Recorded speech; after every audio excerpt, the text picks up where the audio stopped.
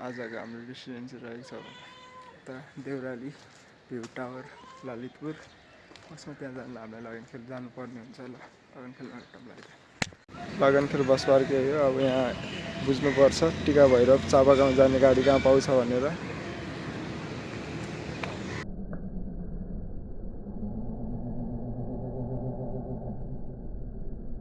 यहीँ रहेछ होइन बसले टिका भैरवसम्म ल्याइदिने चाहिँ यही ठाउँ रहेछ।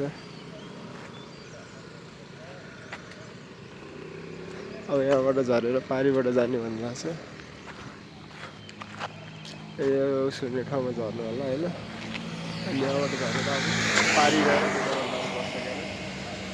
अनि सोधेर जान्छौँ नि कहाँबाट जाने हो भनेर।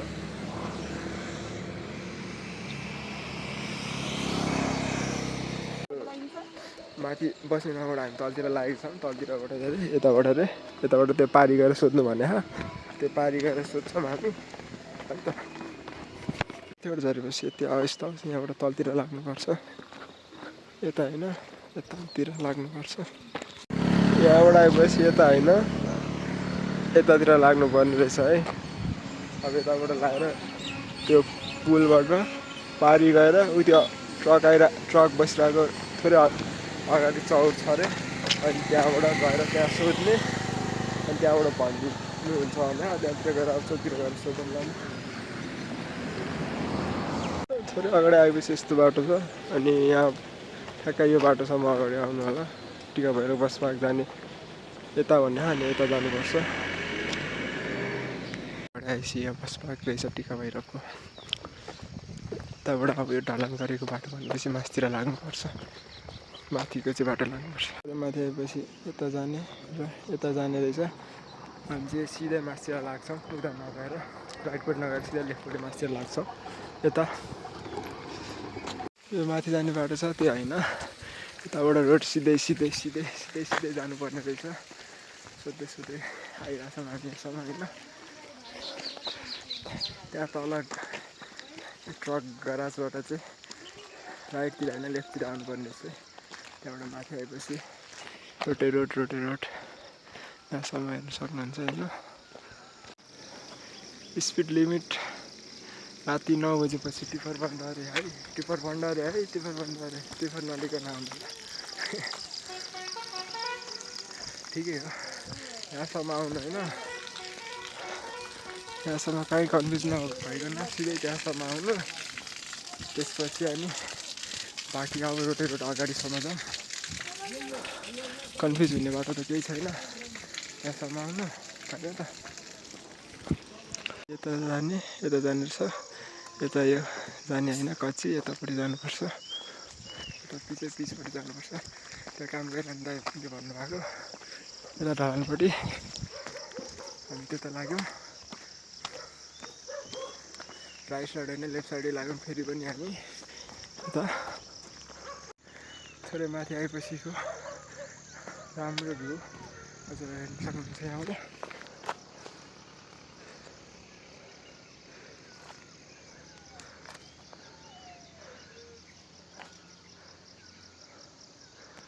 एकदमै राम्रो भ्यू छ। आनन्द आउने खालको राम्रो।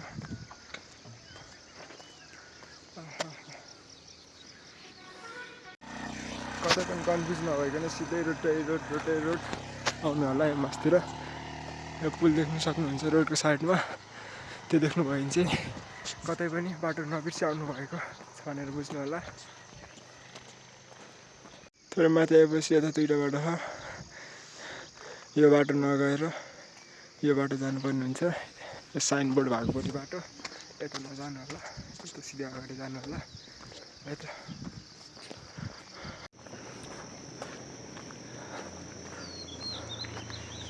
राम्रो रहेछ गाउँ चाहिँ।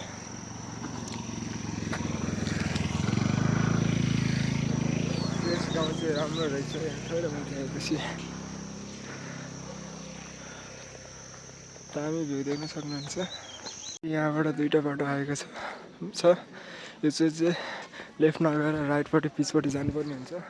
लेफ्ट नजानु होला। यहाँबाट पिच बाटो हेर्नु है कन्फ्युजिङ भयो भने यता त्यो रुखपट्टि होइन यता माथिल्लोपट्टि साइडमा जानुपर्छ। त्यता रुखपट्टि नजानु होला।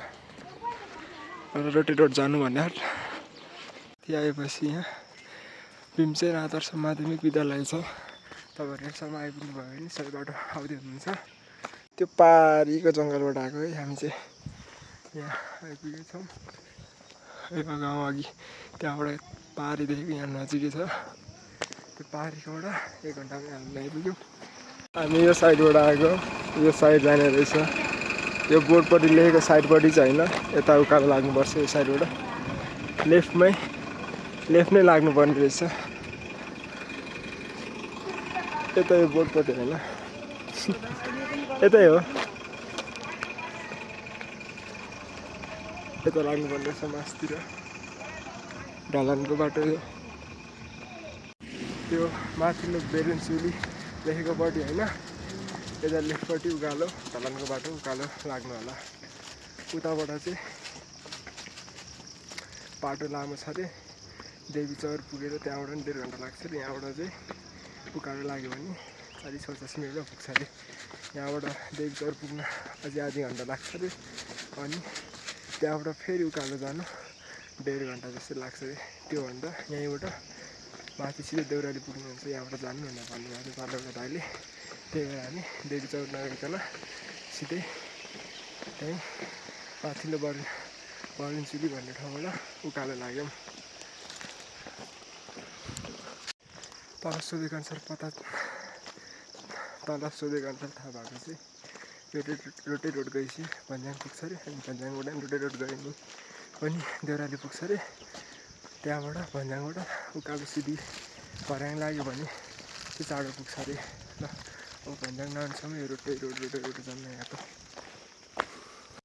बिचमा कच्ची अनि ढलान रहेछ, कन्फ्युज नगर्नलाई।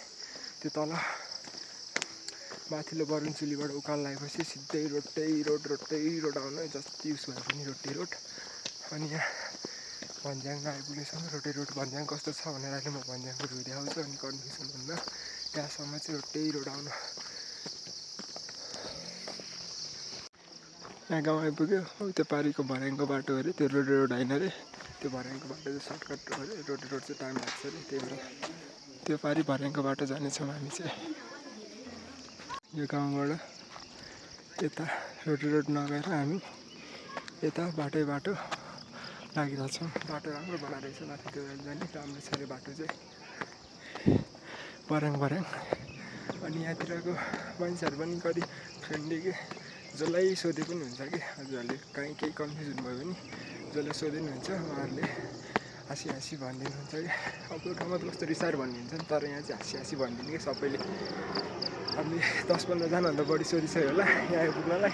त्यही पनि सबैले हाँसी भन्नुभएको थियो कि यताबाट यो त्यहाँबाट यहाँ पुग्छ भन्ने।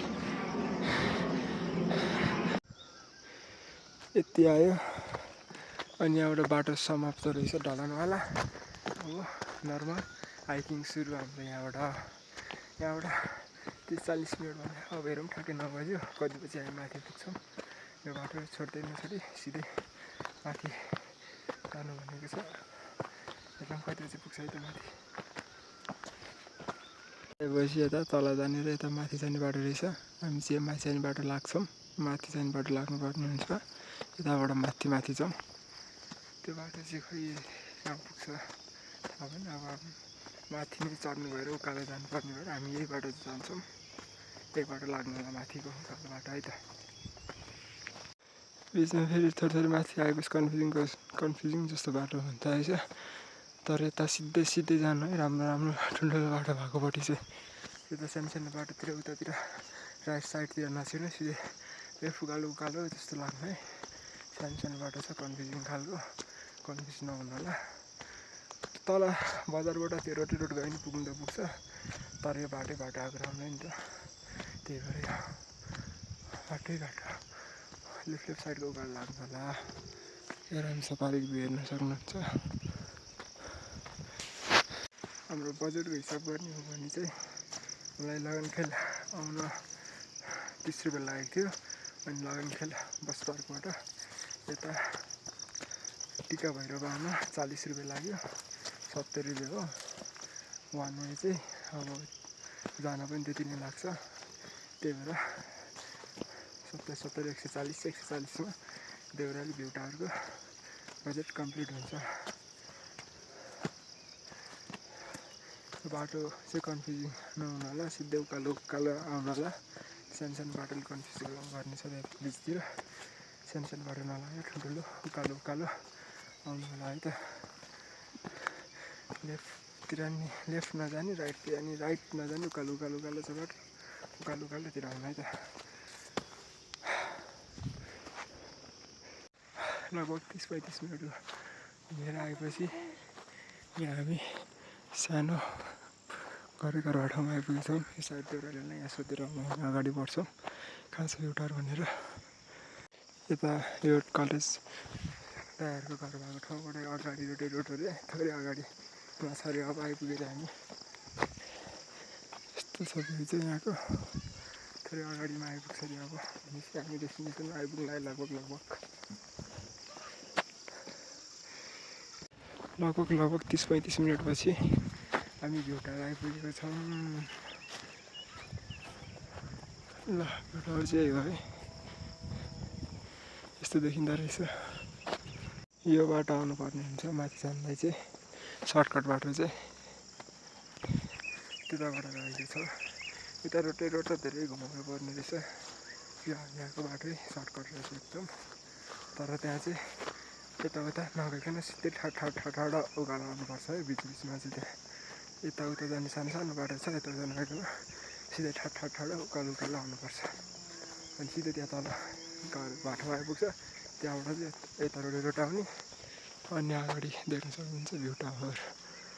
रोड चाहिँ यताबाट आउने रहेछ, अनि बाटो चाहिँ यताबाट आउने रहेछ है त।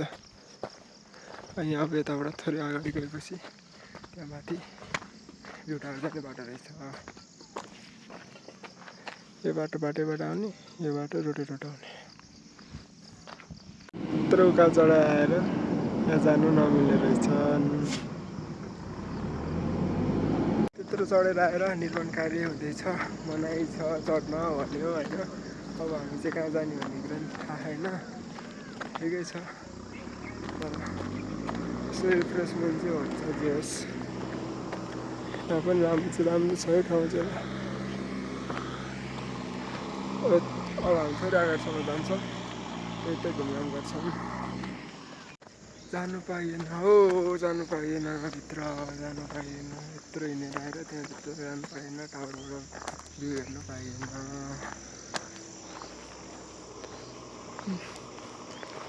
यति नै हो, त्यहाँभित्र जानु अहिलेको लागि चाहिँ नमिल्ने रहेछ। अब भिडियो नि यति नै हो अहिलेको लागि। अनि अब त्यही हो, यहाँ आउनु चाहिँ लगनखेलबाट टिका भैरवले जाने बस चढेर आउने, अनि टिका भैरवमा झऱ्यो, अनि त्यहाँबाट हाइकिङ स्टार्ट हुन्छ। यहाँबाट त्यस्तै 2-3 घन्टाको हाइकिङमा, नर्मल हाइकिङमा हामी यहाँ